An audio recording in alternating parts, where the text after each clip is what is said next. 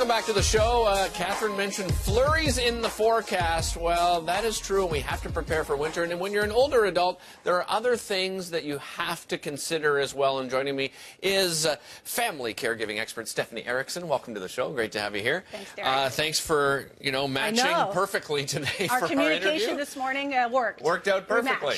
But let's talk about that. Older adults, there are things that they have to think about. You've got a list of things, and I think the number one thing, and I've seen it too with family members, is falls, right? That's the biggest concern, I would imagine. Yeah, it is, and even more so now that there's ice. I mean, falls is a concern all the time for older adults because mobility changes, muscle tone changes, and our reaction times change. I'm clumsy. I'm already falling. As of tomorrow, when ice is on the ground, I'll be falling more. But certainly, for example, starting tomorrow, they're talking about weather conditions. Yeah. So now the risks increase for sure. And, people can break bones and hips and arms and such. So what can people do to protect themselves from falls? For falls, well, certainly you want to have the right shoes. So you want to have non-slip shoes. You want to, if you can, there's actually canes that you can have that kind of have a spike. Right. So you can use, an adaptive equipment like a cane or something like that. And you want to make sure walkways are clear, which is another problem because older adults want to shovel, which is great for exercise, but now we've got a risk of shoveling and falling. So, you win some. And heart attack, right? We hear it each and every year. It happens to people if they're not very active to begin with, and people don't realize that's a big strain on you. Absolutely. So if you do shovel everybody out, make sure you take breaks. You don't have to do it all at once. Use your core. Engage your core. Exactly. Let's talk about driving in winter conditions. What should people be looking at there?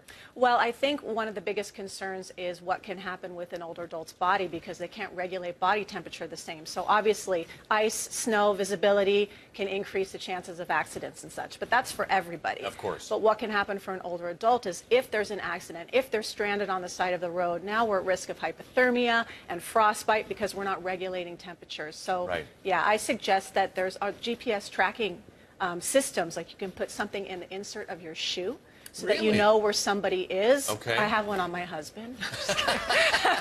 But you can know where somebody is. So if someone's not responding to a call, or you can enable your GPS on your phone as well. Someone has a cell phone, so at least you can kind of know where people are to be able to get help. Well, every once in a while too, we see in the news that somebody wanders off as well. Yeah. So this is great for any time, right? Yeah, that absolutely. GPS.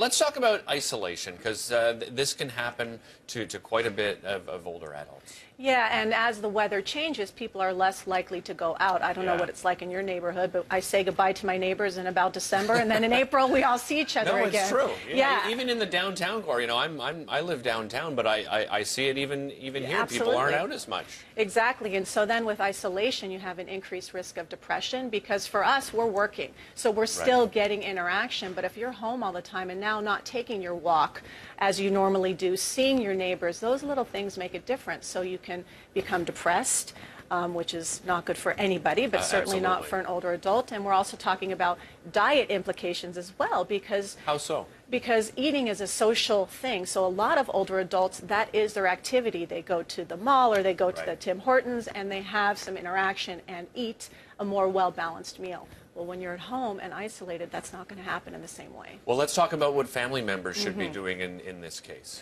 Well, I think increasing your amount of contact. So let's say you're used to visiting your parents, once a week and having dinner. Well, now you want to maybe bump that up to a second visit, stop by for a coffee, bring over the grandkids for an hour. I think that's really important. And I would also engage the assistance of a neighbor. So you want the neighbor to be watching just for any changes in patterns. So someone always walks in the morning, but now they're not coming back. Right. Or for emergencies, for example, a power outage with the weather. Now a neighbor can alert the family member there's been a power outage so someone can come and help. Very, very smart. Good tips. Yeah. Risk of cold and flu as well, right? Yeah. This is something that we need to think about, and one of your is the flu shot. Of course. It may not be for everybody, but for young kids, very young kids, and for older adults, it is important to get, isn't it? Yeah, especially if you have a chronic condition as well, because then you're at more risk as well. So certainly, obviously, you have to check with your doctor to see if it's appropriate, but for most older adults, they would recommend a flu shot. You mentioned, isolation, family getting involved. Not everybody has, it's a different environment now. Not everyone has family in the same city, right? Because people move around, they get jobs. should people be looking at different programs perhaps offered through the city and through other areas? Yeah, certainly there's day center programs that you can get through the CLSC, and there are community resources. But it's usually a family member that makes that link, and that's what becomes so hard. So I would say that it's important for the older adult, him or herself, to take initiative and get involved in something now that will last through the winter period. But even if a family is not local, Derek, you can always call, you can always FaceTime. I mean, these are ways to stay connected that we couldn't 10 years ago. It's true. So I would do those things more often as well. FaceTime is great. Yeah, no, it's amazing. Yeah. Always great tips from you. Thanks, Thank you Derek. so much, Stephanie. My Always pleasure. a pleasure having you on the show. Hey, I mentioned those flurries coming. Well, it's the truth, but Catherine Verdon-Diamond, she has all the details coming up here on Breakfast Television. Don't go anywhere.